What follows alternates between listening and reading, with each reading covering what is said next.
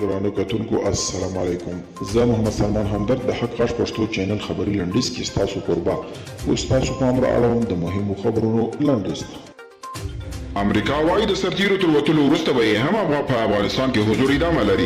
د سپینې ماڼۍ ویان جین ساکي په تازه څرګندونه کې ویلي چې د افغان حکومت د دوی ملاتړ ادامه لري او د سرتیرو وتل به په دې معنا نه وي چې امریکا افغانستان ته شا اړوي.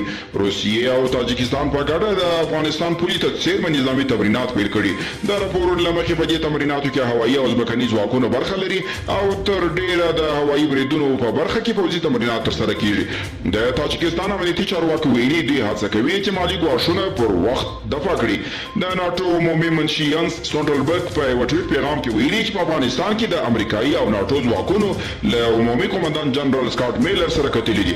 په دې لیدنه کې په افغانستان کې پر روان وضعیت امنیتي ستونزو د بهرنیو ځواکونو پر وتلو او نورو اړوند مسایلو خبرې شوې دي.